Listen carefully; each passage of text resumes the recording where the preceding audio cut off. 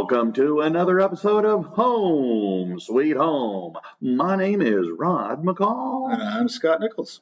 Well, what the heck is going on with you? I feel like I haven't seen you forever. Not since this morning, this afternoon, or when I raced by you on the highway. Well, that is true. That is true. I'm kind of excited. We are on location. Yeah. This is our first time going somewhere outside of our normal podcast studio. Mm-hmm. And we are here talking with a very well-known, highly respected individual in response to a TikTok video. Mm. So I'm not a big TikToker. I'm not at all a TikToker, so I don't do. I don't know. Is it really called TikToker? No. Oh, it's not? No. Well, what do you call them when you're not on or not on? I don't know. But we can move on. Okay, fair enough. No need to beat a dead horse. All right. So anyway, there was a very interesting TikTok video that went viral about a lady she's a lawyer, who was talking about why people get divorced. Okay. And she got all kinds of attention. It's I don't know, not very long. Well, I guess it can't be because it's a TikTok video. Sure. But anyway, she was talking about some of the various different reasons that people get divorced and all that kind of stuff. And I don't know. I'm not a very trusting person by nature. Okay. And so I came in search of an expert. And I found one. And as luck would have it, he is a close personal friend.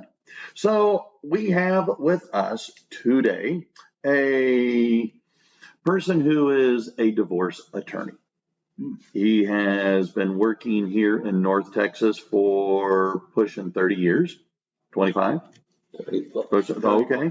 And he is arguably one of the most respected divorce attorneys in our county. In fact, here in North Texas, you start asking around and everybody knows him. Mm-hmm. And I have yet to hear somebody say anything negative, even those that go up against him. Mm.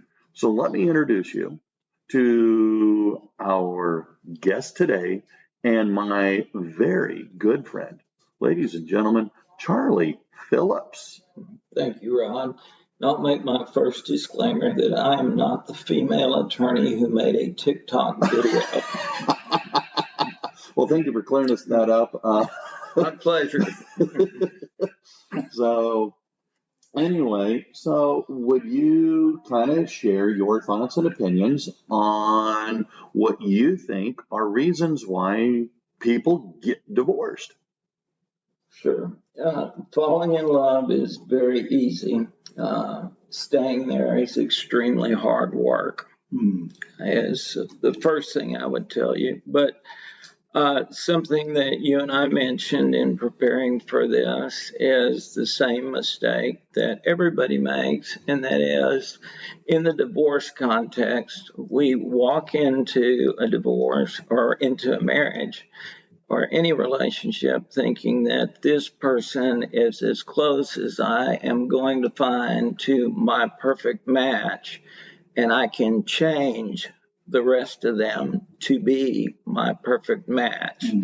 And so they marry someone who is as close as they think they're going to get. And this is the mistake part of it, is that they think they can change somebody else. And if you'll think, the wisdom of the Serenity Prayer is massive. And the more I practice, the more I realize the wisdom contained in the Serenity Prayer. I think I'm still working on knowing the difference. Because I feel like I try and change everything. It's hard, and I find it in all situations in life that I deal with. Substance abuse is a great example. I've represented 6-time graduates of inpatient rehab from substance abuse, and they're still abusing their drug of choice today. And that's simply because they never wanted the change for themselves enough to go out and get the help they needed to make that change. And I've seen multiple people be sent to rehab by a loved one, and the loved one thinks, I can change them. If I give them the right tools, they will change. I'll put them in rehab, some of them as many as 6 times. And until somebody wants to change for their own benefit, not for their children, not for their spouse, not for mom and dad, when they truly want to effectuate a change for themselves, only then, with God's help, will they be able to make that change. And not everybody's successful, even though they want to. But they have a whole lot more chance of being successful than they do if it's forced upon them. So you go back to the marriage relationship and you look at, well, she's as close as I'm going to get, or he's as close as I'm going to get to perfect. Now, I don't like A, B, and C about this one, and I know it, but I can change that with time. And ultimately, it's trying to effectuate change in someone who doesn't want to change, doesn't think they need to change, and it becomes a control issue for the person trying to effectuate the change on the other. And up until probably a year ago, I would have told you that control was the number one cause of divorce. And today I would say it's trying to control the other person by trying to change the other person. So that's my basic thoughts on why relationships fail.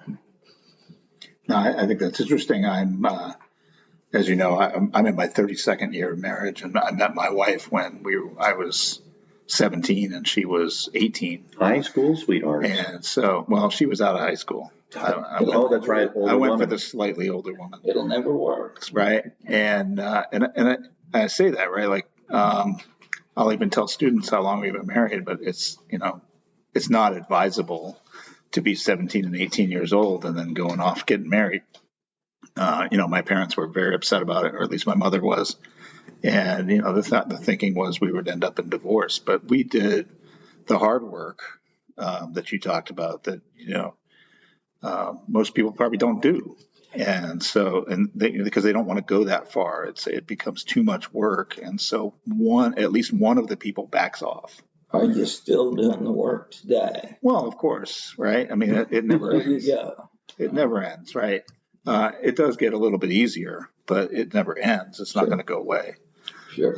But I wonder, you talk about people changing or wanting to change the other person. Do you find that more with any particular age group when they get married? Like if they get married in their 30s, does it become harder for them because they're older and less likely to change anything? I think most people fall into the trap of believing that they're doing the right thing for their children by staying together. And when you look at it from an outsider's perspective, the people that I see who are in lengthier relationships generally still have children under the age of 18. They basically become roommates in their own house. They're living in separate bedrooms, and most people who come into me and say that they've not been intimate with their spouse in years or a year, and that they're sleeping in a separate bedroom, think that they're the only people in the world who are married who do that, and it's far more commonplace because they're not putting in the hard work that you and your wife are. And first, I should say congratulations to you because you are not the norm in today's society. Because I think the difference between when my parents got married in 1954 and the young people who are getting married today is the vows should change to we'll be together until I don't want to be with you anymore, and then we'll divorce, rather than until death do us part. Well, I do think that's one of the things that I see. I don't know what you see, but I see that in society, right, there seems to be this drive towards, well, let's do a prenuptial agreement. Let's do that. Like, it almost like, let's go into this with the thinking of we're going to get out of it. Mm-hmm. That's exactly what a premarital agreement is. Absolutely. It's a pre-made divorce. Yeah. Well, we're also a throwaway society. We'll use it till it doesn't work anymore. We'll throw it away and go get us another one. That's right. Yeah, I'll take you back to that older generation. Both my parents were children of the Great Depression. Mm-hmm. Daddy was born in 1921. You have to say 19 now. Yeah. Yep. My mother was born in 1923. They both grew up during the Depression, and as a child, we didn't throw anything away. And you can come to my house right now, and I'll show you a jar full of screws that I'm certain will find a use for someday. Whereas Amen. my children drink water out of a plastic bottle and junk it into the trash when they're through without a second thought. My parents would have kept that plastic bottle and found a use for it someday. Or wouldn't have used a plastic bottle at all. It would be a glass. You drink water from the tap out of a glass. Or from the neighbor's garden hose. Well, yes, we did plenty of that. I mean, too. even as a Gen X, right, I noticed that we throw a whole lot more things away than we used to. And, I don't know. I mean, I'm a student of history. I teach history. I read history. And a lot of the stuff I read suggests that things like extramarital affairs might not be any less common now than they were, back in the day, back in the 20s, 30s, in that time frame. But I don't know. Maybe there's less of a desire to work it out or something. I don't know. Well, or maybe people were just living miserably. I don't know. And I grew up in a small town. My graduating class was 90 class members. That's 90. And out of the entire town, which I felt like I knew all of them, there was one boy who actually lived with his dad, and he was the only child of divorced parents that I had met until I'd graduated and moved away from there. Okay. It was just that uncommon or that unheard of. Right. And I think one of the many favors that the internet has brought to us is the fact that the world is just as crazy. There's just as many bad people percentage-wise as there were when I grew up. You just didn't hear about it. Yeah. And you hear about everything instantaneously. There's a camera everywhere you go. And George Orwell was just 40 years off the mark. He was. Sure. Yeah, absolutely. And there's some of your younger viewers who don't know who George is, but he wrote the book 1984 about Big Brother being the government installing cameras and watching your every move. Yeah. He predicted it would happen by 1984, and it's 2024. And they're everywhere. They are. I think my math's correct. Everything is 40, right? Yeah. But definitely the internet has made it a smaller world. And so, that brings good things to us like Amazon or, the ability to buy things that might come from far off places. But it also brings a lot of the bad things to us as well, right? And my wife and I were talking about this the other day while we were walking and how pornography is just so available now to everybody. I mean, even to kids, because they access it through the internet, social media services, and it comes to them. It gets pushed out. Whereas, when I was a child, if you wanted something like that, you had to go somewhere and get it. And it was difficult, right? If you weren't 18, you couldn't get it. It was difficult, right? Right. But now it just comes to you, and it's difficult to keep that stuff from happening. Now you had to find a friend whose dad had it, and then steal it. Him to steal it from his dad before you could get it. And today, kids grow up with that stuff in their pocket on the internet. Yeah. So do you see?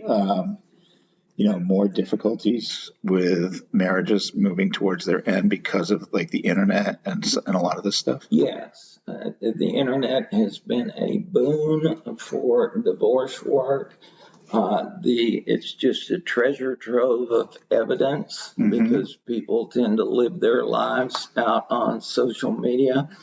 The internet has also brought about a just meteoric rise in instant gratification, and you can get everything delivered to your doorstep sometimes in less than 24 hours. Yeah. I was almost amazed, and I can't remember what it was, but I think I was in a court proceeding at another attorney's office, and someone ordered something off the internet and had it delivered there for me the same day. Yeah, I've done that at my house. It's amazing. I hate technology, and technology hates me. I want to be upfront with that.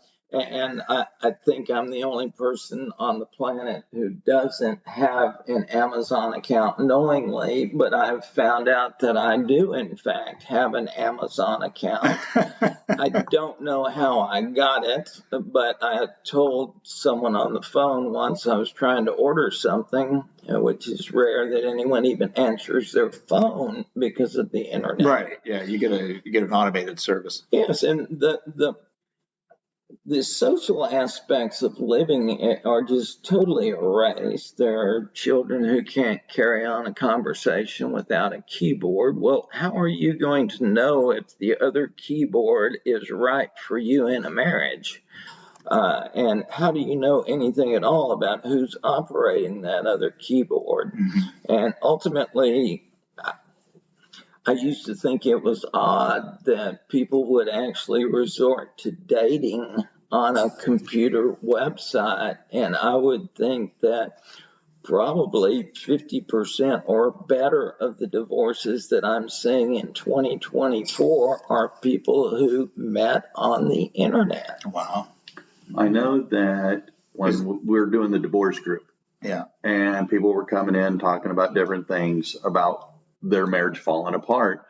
One of the number one, I don't know if it was number one, I have no stats to back it up, but it felt like it was the most common reason that people were divorcing is because their spouse met a middle school or a high school friend on Facebook, connected, started up a conversation that led to infidelity, and ta-da, they left their spouse, or they were in divorce group because their soon-to-be ex went with somebody they dated or knew in high school, and ta-da, they're together now. You see, and that's the difference, because back when I was in my teens and 20s, we had hit our insecurities until the alcohol let you be uninhibited. Nowadays, you got a keyboard that lets you be whoever you want to be. Yeah, and you don't even have to be you. You can be somebody or something else, and you don't have to present a driver's license, and you can do it from the comfort of your own home. It's there 24 hours a day, and you can fall in love with whoever or whatever is out there on the other end. And you may not know what that other thing is. It is very dangerous. There's all that phishing and all that stuff. I do a little bit of tech, but I don't know all these things. But I have experienced. I know some people who have experienced phishing and been on the receiving end of that. Being scammed through that process, and of course I have people that I know and family that have been divorced and in those kinds of same situations. So I met my wife in my driveway. So I don't know about the dating thing. I wouldn't know how to do it. I hope to God that I never have to. I tried it. Do any of that, and it was horrible. Was it the internet dating? Or it was. Well, you liked no, I didn't try running over my driveway. It was, because I met Eric's mom. We both worked at Walmart, and I always joke, that was the one thing I tried to return to Walmart that they wouldn't take. But no, when I went through the divorce, Match.com. And a lot of people were doing, Plenty of Fish and all these different websites. And a good buddy of mine, you might remember my friend Charles. Anyway, he got robbed. He got beat up and robbed by a gal on their second date. Wow. And rephrase that. She didn't beat him up, but when he dropped her off hey, just drop me off here, then two thugs jumped in the car and kidnapped him, took him to the ATM, and made him drain his ATM at 3 different locations. She was the setup. Yeah. She just wanted to change him. I guess. Well, thugs that were going to literally take his change. But so anyway, I think, yes, I would agree that the internet has redefined how we meet people, how we interact with people. And I don't know that when it comes to relationships, it's all that good.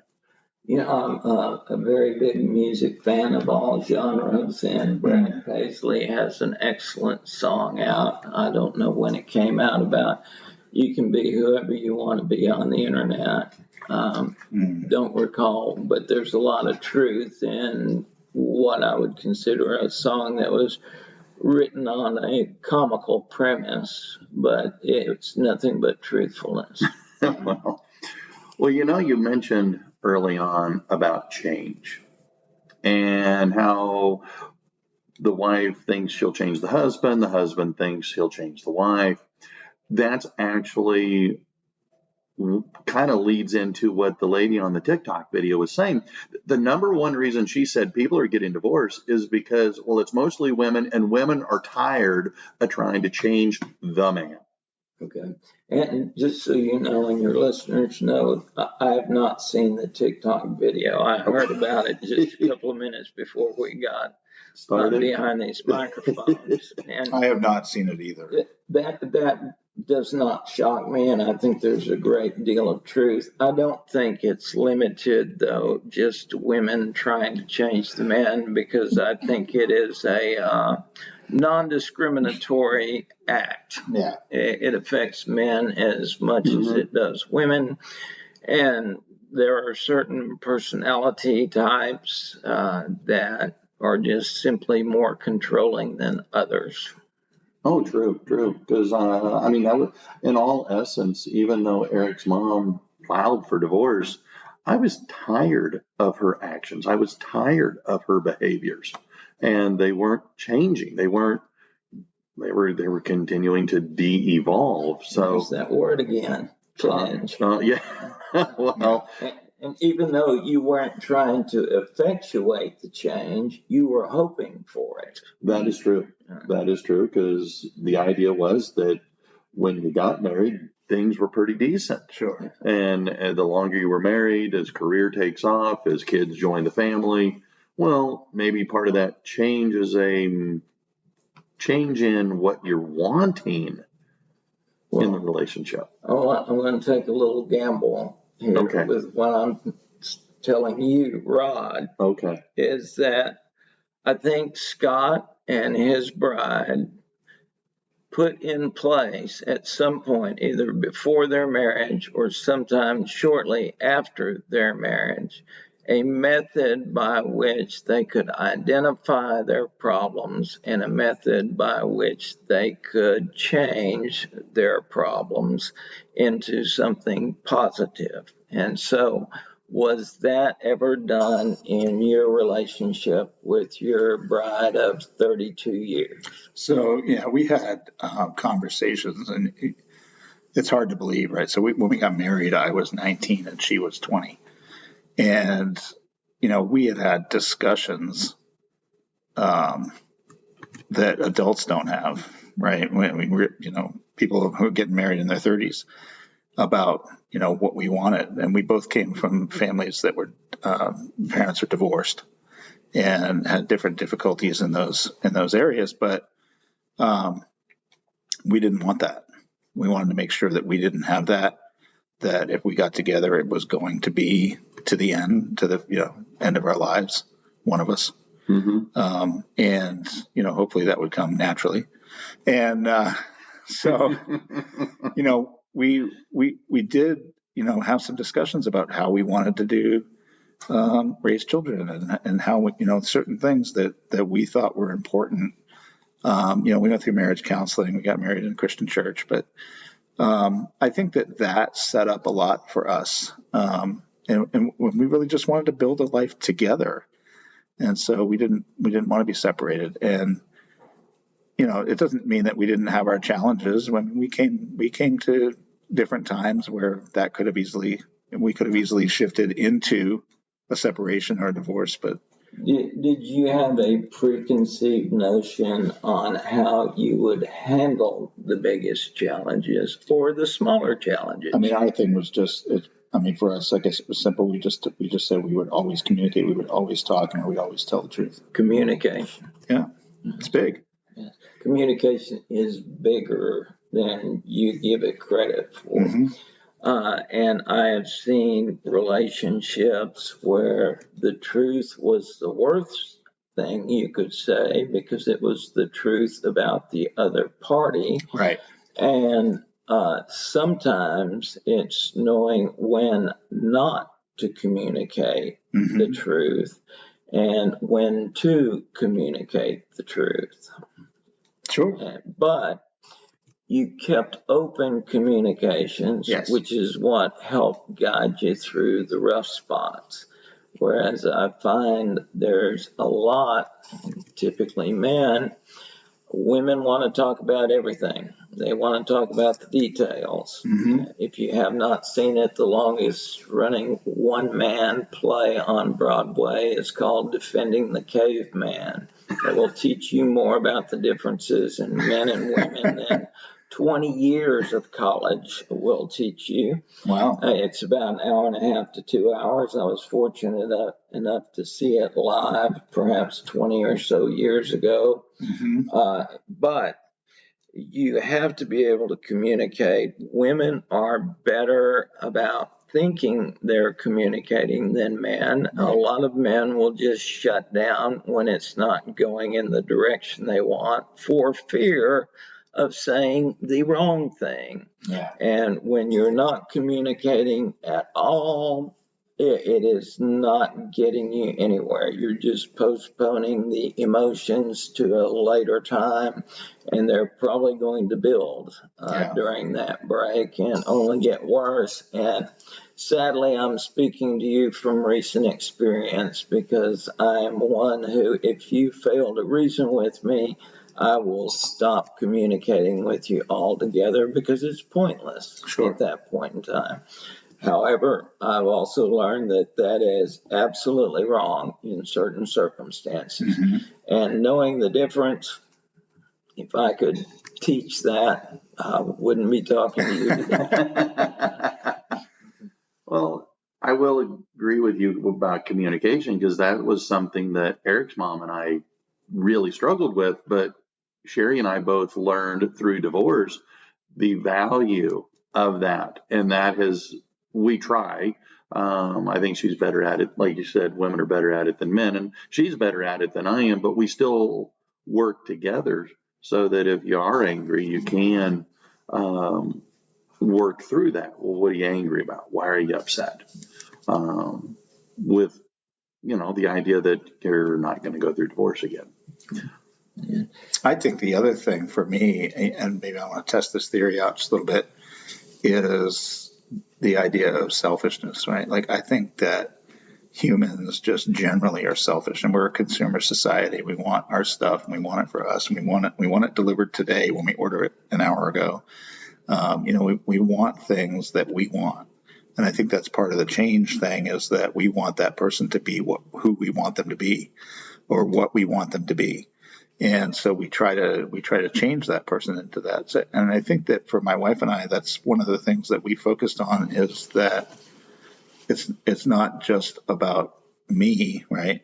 I need to be thinking about her, and she thinks about me. And so there's a we thing going on there that's a little bit different. And it can be hard at times, right? Because I want my thing. I want what I want. And she may not want that. And so that can be tough, right? But I feel like some of the marriages I've seen that have fallen apart, there's it gets to that point where there's a selfishness that at least one of the parties just doesn't want to go forward. They want what they want, and it's not happening, so we're out. I think I'm guessing, but 90% of those situations involve emotional needs and emotional selfishness, because I am not having my needs met, and it doesn't matter what you say or what you do, you are not considering my emotions. Right. And by making that statement, I'm necessarily telling the person I'm communicating with that I'm damn sure not considering your emotions either. Sure. And until you can approach a problem in any relationship and understand how it makes the other party feel, you're never going to get to a point of compromise or resolution whatsoever. And it is so very difficult when you're just royally pissed off. Sure. To think of how your actions affect the person you're dealing with. Right. And it is extremely hard to get to that point of reasonableness, because you can't be reasonable when your emotions are controlling your thought processes. Right. There's a book called The Art of War. I don't know how many centuries ago it was written, but it stands for the proposition that once you let your emotions rule your reason, you have lost. Mm-hmm. And I find that 99% of my work in the divorce world is getting people past the emotional struggle of admitting that they have failed in a relationship, because nobody wants to do that. It's too hurtful to your pride, and we all have egos. But I have got to get you past the emotional thinking and get you to be reasonable so that you can make a good business decision for yourself. And that's why most divorces in Collin County last on average 6 to 9 months. It's 6 months of getting past the emotions and 3 months of doing the legal work. Well, so if to kind of bring us back to where we started, if I understand you correctly, that trying to, at a level of control seems to be a factor in why people get divorced. That they want to control the other person and they want to change the other person. And you kind of agree with the lady from the TikTok video that you get tired of trying to make the person change into what you want them to be. So therefore, cut bait, file for divorce, move on. That's right. And it could be control in the form of how much I deposit to your bank account, how much you get to spend out of that bank account. It could be control in not allowing you to get a word in edgewise, because I won't shut up long enough for you to give me your opinion on the matter. And control is not just controlling physical behavior, it's controlling emotional attitudes, it's controlling finances, it's controlling all aspects of a person's life, and there's different manners and means in which you can assert your control over other people. So surrender control, communicate better, and accept the person for who they are, not for who you want them to be. And your chances of being 32 years or more, or my mom and dad celebrated 64 years of marriage before my dad passed away.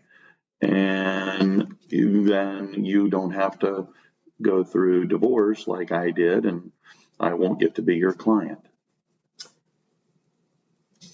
I think that's a really good start. I think that's a really good start. All right. Well, then we will end it there. Charlie, thank you so much for your time. It has been, as always, a treasure for me to visit with you and getting your insight and input on how we can build and maintain healthier relationships. Appreciate it. Well, and I do have to share this with you. This show goes by so much quicker on the talking end. Yes, it does. All right. Well, then until next time, I'm Rod. I'm Scott. Bye. Bye-bye.